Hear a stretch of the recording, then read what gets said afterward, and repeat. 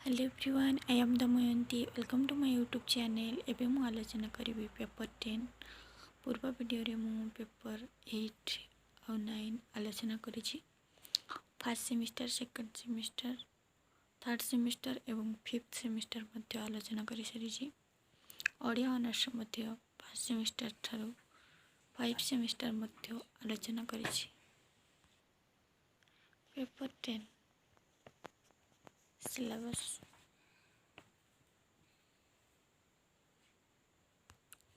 Unit 1।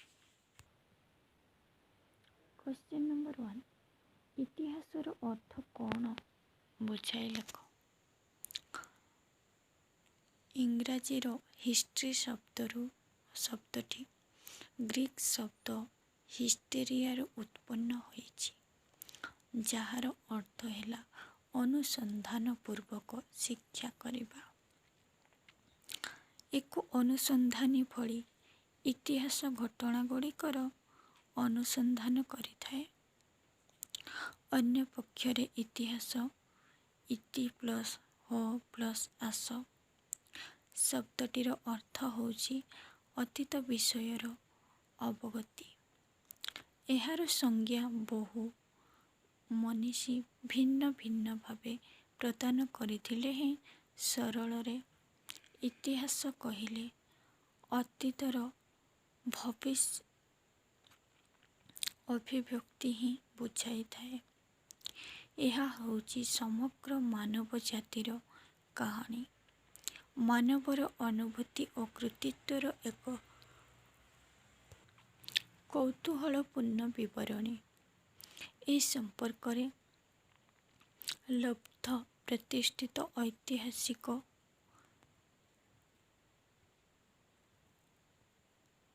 Edward Hallett car कहती, मानव जातिर कृतित्वर कहानी हेउछि इतिहास। ऐतिहासिक कार्लटन कोन एक साबलील संज्ञा प्रदान करी कहिसंती, इतिहास हेउछि आमे कौन और काहींकीर एक चित्ताकर्षक विवरणी। अन्य अर्थरे आमे कौन करुछु, काहींकी करुछु और केउं परिस्थिति रे करबाको आसीथिलु से सबुर उद्गाता हेउछि इतिहास। भूपृष्ठरे आविर्भूत होइथिबा शिकारी मानव ठारू आरंभ करी आजिर मानव पर्यंत आदि मानव निएंडरथाल और होमो सेपियंस ठारू आरंभ करी बोल्शेविक और फासिस्ट मानव पर्यंत विभिन्न जुगरे मानवर उद्यम और अवदानर कृतित्व और विफलतार धारावाहिक विवरणी हेउछि इतिहास। यह एक विराट नदीर प्रवाहमान स्रोत परि गतिशील। दूर दूरांतर अवस्थित पहाड़ पर्वतर निर्गत झरणार जल मिशी नदीर प्रधान स्रोत सृष्टि करिबा परि जुग जुग पर जुग मानवर कृतित्व और अनुभूति को नहीं इतिहासर सेही दुर्निवार स्रोतर सृष्टि। अतीत को नहीं इतिहास गढ़ी उठी थाए, किंतु मनीष अतीतर समस्त विषय वस्तु को जानिबा को प्रयास करि न थाए। यह मध्य संभव नुहे, कारण कौनसी ऐतिहासिक बा लेखक समस्त घटनावली को पर्यवेक्षण करी लिपिबद्ध करने सहज नुहे। अन्य पक्षरे घटुथिबा समस्त घटना मध्य लिपिबद्ध करने अनावश्यक। देखिबाको गले आम दैनंदिन जीवनर अभिज्ञता सह यह तुलनीय। जड़े व्यक्ति प्रत्येक दिनर घटनावली को डायरी बा दिन पंजिकार लिपिबद्ध करिथाए, କିନ୍ତୁ ଗୋଟିଏ ଦିନରେ ଯାହା ଦେଖେ ଶୁଣେ ଅଥବା ଅଭିଜ୍ଞତା ଲାଭ କରେ ସେ ସମୟକୁ ସେ ଲିପିବଦ୍ଧ କରେ ନାହିଁ। କିନ୍ତୁ କେତେକ ଘଟଣା ଆମର ମନରେ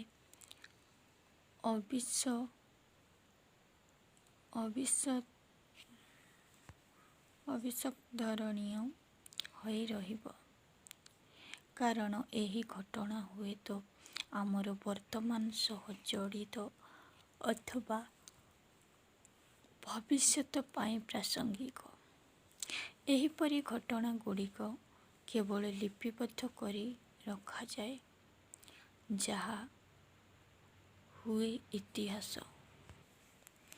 ଅର୍ଥାତ୍ କେଉଁ କେଉଁ ବିଷୟବସ୍ତୁ କିପରି ଭାବରେ ଇତିହାସ ପୃଷ୍ଠାରେ ସ୍ଥାନ ପାଇବ ତାହା ଐତିହାସିକମାନେ ଯତ୍ନର ସହିତ ରନ୍ଧନ କରେ ଓ ନିଜସ୍ୱ ଢଙ୍ଗରେ ପରିବେଷଣ କରିଥାଏ।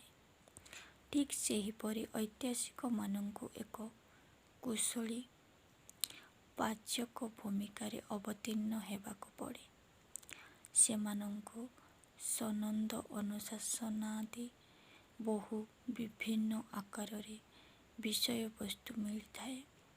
ସେଗୁଡ଼ିକ ମିଶାଇ ସେମାନେ ଏପରି ଏକ ଖାଦ୍ୟ ପ୍ରସ୍ତୁତ କରନ୍ତି ଯାହାକି ସ୍ୱାଦଯୁକ୍ତ ହୋଇଥାଏ। କୁହାଯାଇଛି ଯେ ଜଣେ ନିର୍ବୋଧ ଇତିହାସ ସୃଷ୍ଟି କରିପାରେ, କିନ୍ତୁ ତାକୁ ରଚନା କରିବା ପାଇଁ ପ୍ରଚଣ୍ଡ ପ୍ରତିଭାଶାଳୀ ବିଦ୍ୱାନ ବ୍ୟକ୍ତି ଆବଶ୍ୟକ। ସେହିପରି କେବଳ ମାତ୍ର ବିଷୟବସ୍ତୁ ସଂଗ୍ରହ କରି ରଖିଦେଲେ ପ୍ରକୃତ ଇତିହାସ ରଚିତ ହୁଏ ନାହିଁ। ମୂଲ୍ୟବୋଧ ଦୃଷ୍ଟିରୁ ସେଗୁଡ଼ିକ ବାଛି ସଜାଇ ଚିତ୍ତାକର୍ଷକ ଓ ସୁପାଠ୍ୟ କରିବାକୁ ଇତିହାସର ଏକ ଅଭିଜ୍ଞତା ଏବଂ ଇତିହାସ ରଚନା ଏକ କଳା।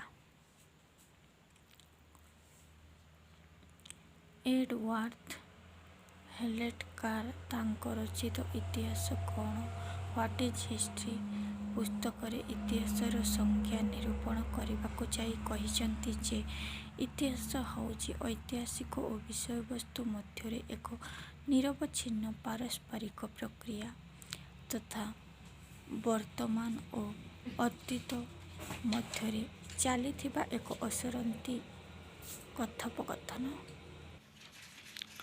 କ୍ୱେଶ୍ଚିନ୍ ନମ୍ବର 2 ଇତିହାସ ଏକ କଳା ବା ବିଜ୍ଞାନ? ସମୀକ୍ଷା କର। ଇତିହାସ ସମ୍ବନ୍ଧରେ ଐତିହାସିକମାନେ ଗଢ଼ିଥିବା ସଂଜ୍ଞାଗୁଡ଼ିକୁ ସାଧାରଣତଃ ତିନିଟି ଶ୍ରେଣୀରେ ବିଭକ୍ତ କରାଯାଇପାରେ। ତାହା ହେଲା ଚିନ୍ତାମୂଳକ, ଅଭିଲେଖ ଓ ଘଟଣାବଳୀ। କେତେକ ଗବେଷକ ଇତିହାସକୁ ମାନବ ମନର କ୍ରିୟାଶୀଳତା ରୂପେ ଦେଖିଥାନ୍ତି। ସେମାନଙ୍କ ପାଇଁ ଇତିହାସ ଏକ ଅଧ୍ୟୟନ, ବୁଝିବାର କଥାବସ୍ତୁ ଅଥବା ଅତୀତର ସ୍ୱୀକୃତି। ଆଉ କେତେକ ଗବେଷକଙ୍କ ମତରେ ଅତୀତରେ ଯାହା ଘଟିଯାଇଛି ଇତିହାସ ହେଉଛି ମୁଖ୍ୟତଃ ତାହାର ଏକ ଲିପିବଦ୍ଧ ବିବରଣୀ। କିନ୍ତୁ ଅନ୍ୟମାନେ ବିବେଚନା କରନ୍ତି ଯେ ଇତିହାସ କେବଳ କେତେକ ମୁଖ୍ୟ ଘଟଣା ଯାହା ମୂଳରେ କିଛି କାରଣ ନିହିତ ଥାଏ। ଇତିହାସ ହିଁ ଏହି କାରଣଗୁଡ଼ିକୁ ଉତ୍ଥାପିତ କରିଥାଏ। କିନ୍ତୁ 1903 ମସିହାରେ ପ୍ରସିଦ୍ଧ ଚିନ୍ତାଶୀଳ ଐତିହାସିକ ଜେ ବି ବରୀ ଇତିହାସ ଉପରେ ପ୍ରଦତ୍ତ ଏକ ଭାଷଣରେ କହିଥିଲେ, ଇତିହାସ ଏକ ପ୍ରକାରର ବିଜ୍ଞାନ। ଉକ୍ତ ଉକ୍ତିଟି ଅଧିକ ନୁହେଁ କିମ୍ବା କମ୍ ନୁହେଁ। ପ୍ରକୃତପକ୍ଷେ ଗୋଟିଏ ଦୃଷ୍ଟିରୁ ଏହି ମନ୍ତବ୍ୟ ଅଯୌକ୍ତିକ ନୁହେଁ।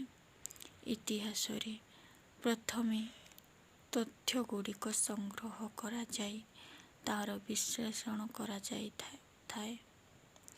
ବିଜ୍ଞାନରେ ମଧ୍ୟ ଅନୁରୂପ ପଦ୍ଧତି ଅବଲମ୍ବନ କରାଯାଇ ତଥ୍ୟ ସଂଗ୍ରହ ପରେ ପରୀକ୍ଷାଗାରରେ ତାହାର ବିଶ୍ଳେଷଣ କରାଯାଇଥାଏ। ବିଜ୍ଞାନ ଭଳି ଇତିହାସ ଭବିଷ୍ୟତରେ କ'ଣ ଘଟିବ ସୂଚାଇ ଦେଇପାରେ ଏବଂ ସତ୍ୟକୁ ପ୍ରତିଫଳିତ କରିଥାଏ। ବିଜ୍ଞାନରେ ସତ୍ୟର ସନ୍ଧାନ ପାଇଁ ଆମେ ପ୍ରଶ୍ନ କରୁ, କ'ଣ ଘଟିଥିଲା, କେବେ ଘଟିଥିଲା, କାହିଁକି ଘଟିଥିଲା ଅଥବା କିପରି ଘଟିଥିଲା। ଇତିହାସରେ ମଧ୍ୟ ଆମେ ସେହିପରି ପ୍ରଶ୍ନ ଉଠାଇଥାଉ। ବିଜ୍ଞାନ ଭଳି ବିଭିନ୍ନ ଘଟଣାରୁ ସାଧାରଣ ତତ୍ତ୍ୱ ଉପାଦାନ କରି ଇତିହାସ ନିଜ ପାଇଁ ଏକ ସ୍ୱତନ୍ତ୍ର ମତବାଦ ନିର୍ଦ୍ଧାରଣ କରିଥାଏ। ସର୍ବୋପରି ଉଭୟ ବିଜ୍ଞାନ ଓ ଇତିହାସ ଉଭୟ କ୍ଷେତ୍ରରେ ଅଧ୍ୟୟନର ମୂଳ ଲକ୍ଷ୍ୟ ହୋଇଥାଏ ମାନବ ଓ ତା'ର ପାରିପାର୍ଶ୍ୱିକ। କେବଳ ଇତିହାସର କାର୍ଯ୍ୟ ପଦ୍ଧତି ବିଜ୍ଞାନର କାର୍ଯ୍ୟପ୍ରଣାଳୀ ଠାରୁ ଭିନ୍ନ ହୋଇଥାଏ। ଐତିହାସିକ ଜି.ଏମ୍. ଟ୍ରେଭେଲିୟାନ୍ ଲେଖିଛନ୍ତି, ତଥ୍ୟଗୁଡ଼ିକୁ ବ୍ୟାଖ୍ୟା କରେ, ତେଣୁ ଏହା ଏକ କଳାର ବିଷୟ। ସେଥିପାଇଁ କୁହାଯାଇପାରେ, ଇତିହାସ ଯଦି ବିଜ୍ଞାନର ବିଷୟ ହୁଏ ତେବେ ଇତିହାସ ରଚନା ଶୈଳୀକୁ କଳାର ବିଷୟ କୁହାଯାଏ। ସେଥିପାଇଁ ଜେ.ଭି. ବୋରି ଯଥାର୍ଥରେ କହିଛନ୍ତି, ଇତିହାସ ଉଭୟ କଳା ଓ ବିଜ୍ଞାନର ମିଳନସ୍ଥଳୀ। ବାସ୍ତବିକ ଅନ୍ୟ ବିଜ୍ଞାନର ବିଷୟଗୁଡ଼ିକ ପରି ଇତିହାସ ପ୍ରକୃତି ବିଜ୍ଞାନ ନୁହେଁ। ଅପରପକ୍ଷରେ ଏହା ଏକ ସମାଜ ବିଜ୍ଞାନ। କ୍ୱେଶ୍ଚନ୍ ନମ୍ବର 3, ଇତିହାସ ପଠନର ପ୍ରାସଙ୍ଗିକତାକୁ ପ୍ରତିପାଦନ କର। ଇତିହାସର ପ୍ରାସଙ୍ଗିକତା ସମୟକ୍ରମେ ପରିବର୍ତ୍ତିତ ହୋଇଥାଏ। କେତେକ ମତ ଦିଅନ୍ତି ଯେ ଇତିହାସ ଅଧ୍ୟୟନ ଦ୍ୱାରା ପାଠକର ତଥା ସମାଜର କିଛି ଲାଭ ହୁଏ ନାହିଁ। ଅବଶ୍ୟ ପ୍ରାଚୀନ କାଳରେ ଇତିହାସ ରଚନା ଶୈଳୀ ଭିନ୍ନ ଥିଲା। ଇତିହାସର ଜନକ ବୋଲି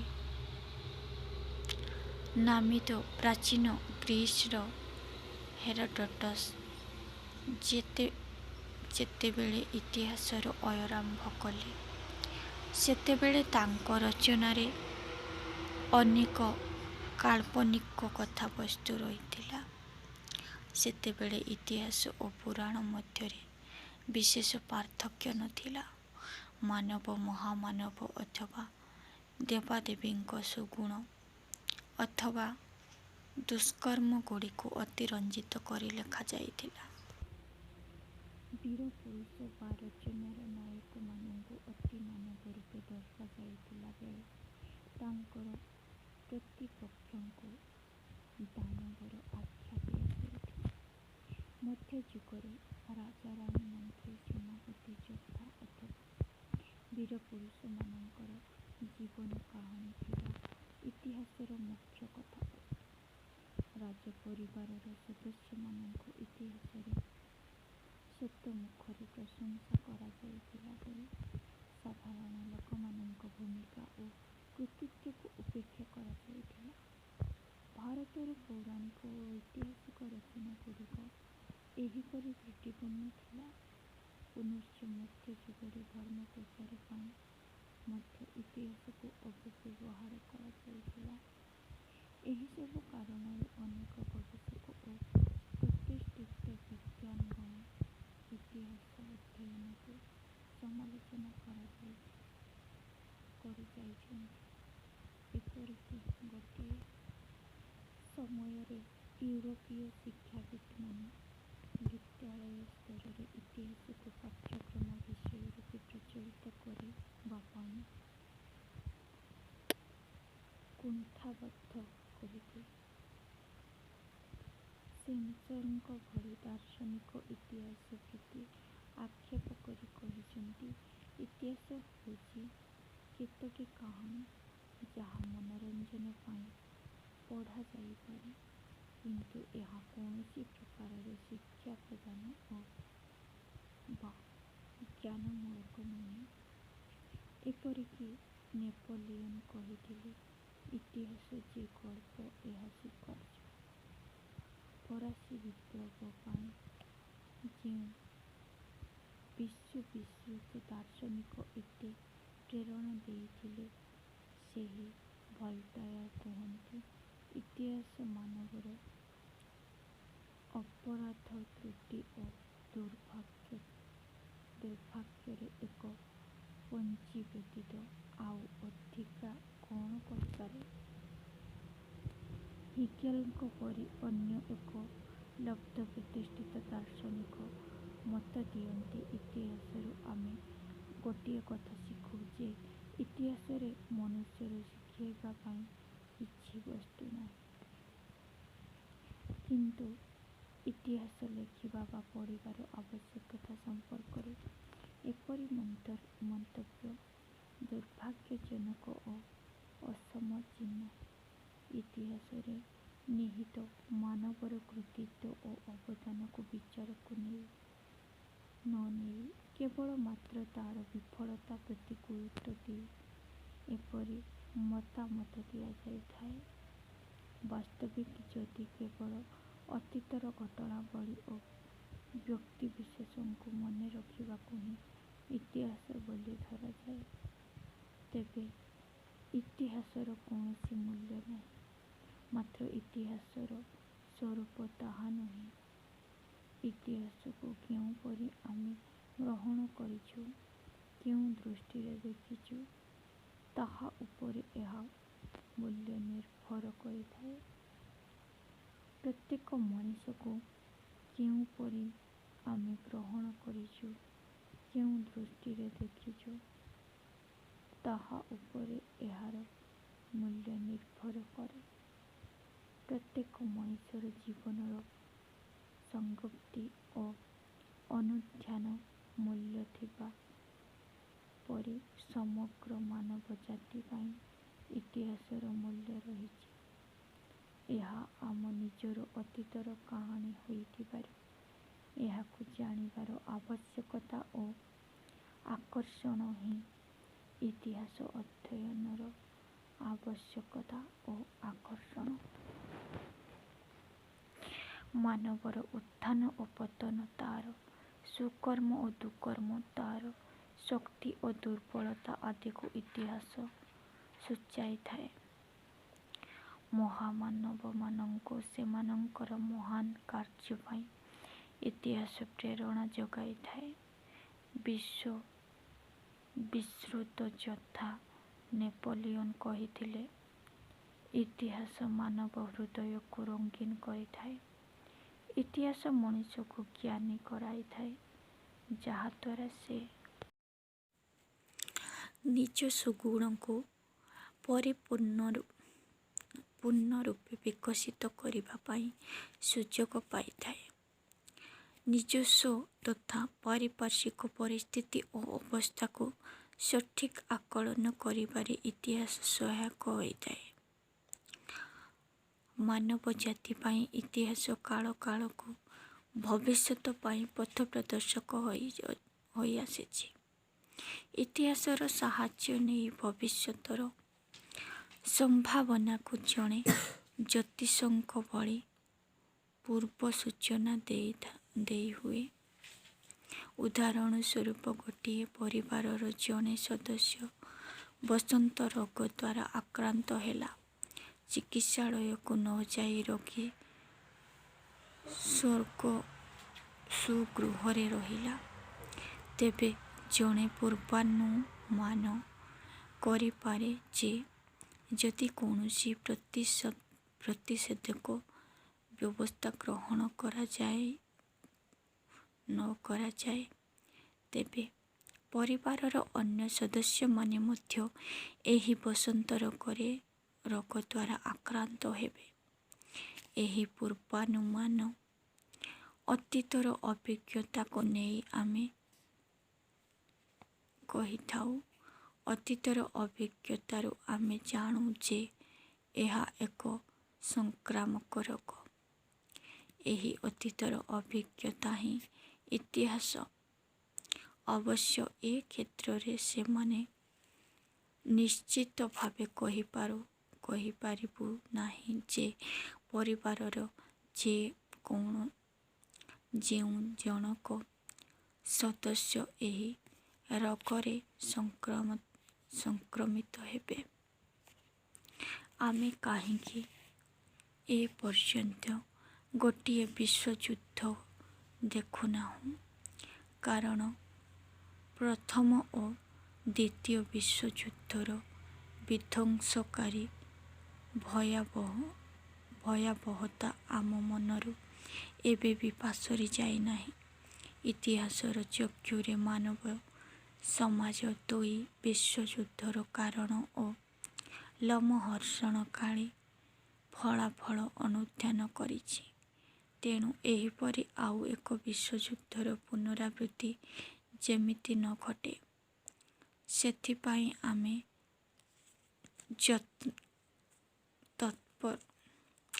ଯତ୍ପରୋନାସ୍ତି ଚେଷ୍ଟା କରିଛୁ। ଏହା ଇତିହାସର ଏକ ପରୋକ୍ଷ ଅବଦାନ। ସେହିପରି ଆମେ ଇତିହାସର ବିଭିନ୍ନ ଚରିତ୍ରକୁ ସମୀକ୍ଷା କରୁ। ନରସଂହାର ପାଇଁ ଇତିହାସରେ ପ୍ରସିଦ୍ଧି ଲାଭ କରିଥିବା ଚେଙ୍ଗିଜ୍ ଖାଁ, ହିଟଲର, ମୁସୋଲିନି, ଇଦି ଅମିନ ଅଥବା ସଦ୍ଦାମ ହୁସେନ ପରି ଐତିହାସିକ ଚରିତ୍ରଗୁଡ଼ିକୁ ଇତିହାସରୁ ଆମେ ଅନୁଶୀଳନ କରୁ।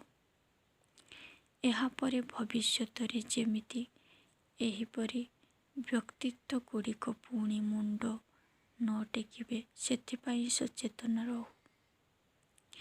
ଆମେ କ'ଣ କରୁଛୁ, କାହିଁକି କରୁଛୁ ଓ କିପରି କରୁଛୁ, ଏହା ଇତିହାସ ଆମକୁ ବୁଝାଇଥାଏ। ଭୂପୃଷ୍ଠରେ ପ୍ରଥମ ଆବିର୍ଭାବ ସମୟରେ ଆମେ କ'ଣ ଥିଲୁ, ପୁଣି ବର୍ତ୍ତମାନର ଅବସ୍ଥାକୁ ଆସିଲୁ କିପରି,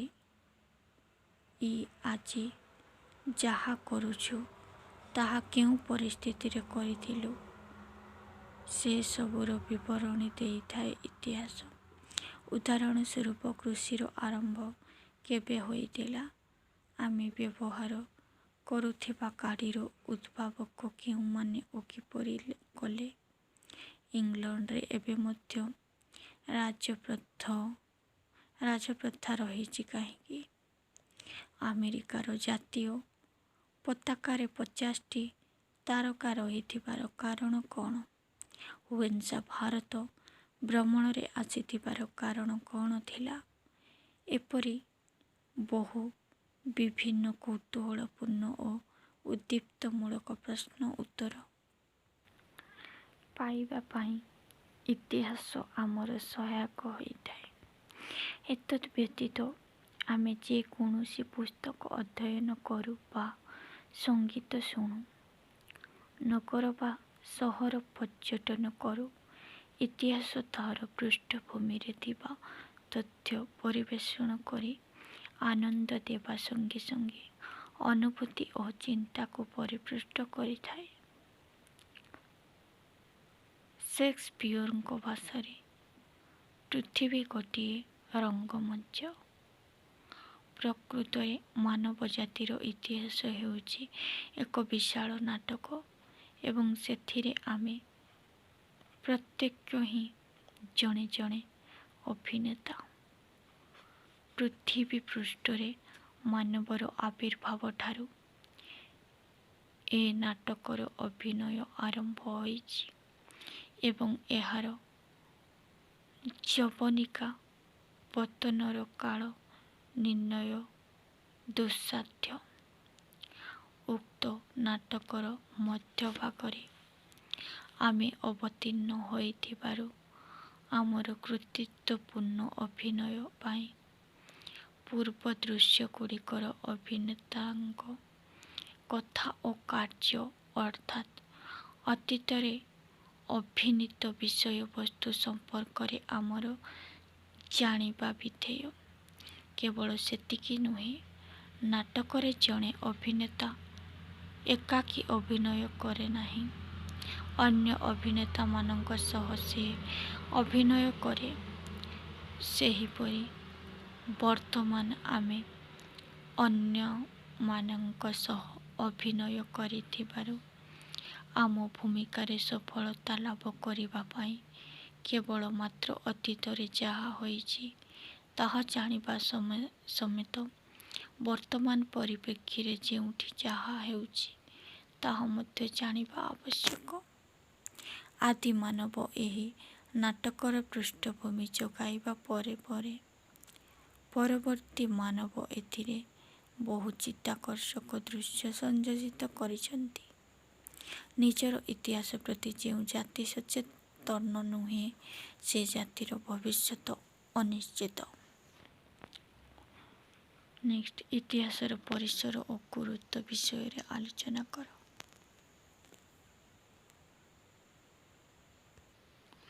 କ୍ୱେଶ୍ଚିନ୍ ନମ୍ବର 5, ପ୍ରାଚୀନ ଭାରତ ଐତିହାସିକ ମହତ୍ତ୍ୱକୁ ବିଶ୍ଳେଷଣ କରିବା ସଙ୍ଗେ ସଙ୍ଗେ ଏହାର ପ୍ରାଧାନ୍ୟକୁ ବର୍ଣ୍ଣନା କର।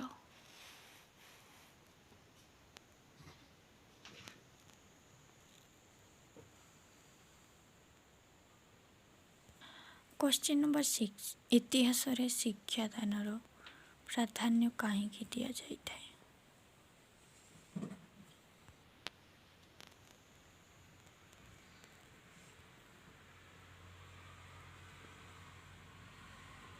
କ୍ୱେଶ୍ଚିନ୍ ନମ୍ବର 7, ବିଜ୍ଞାନ ଓ ନୈତିକତା ସହିତ ଇତିହାସ କିପରି ଭାବେ ଜଡ଼ିତ ସେ ସମ୍ପର୍କରେ ଆଲୋଚନା କର।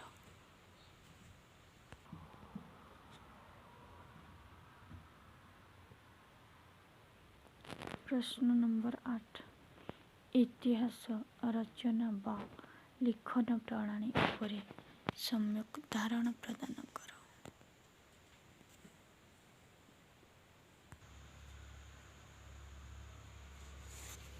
ସମାପ୍ତ।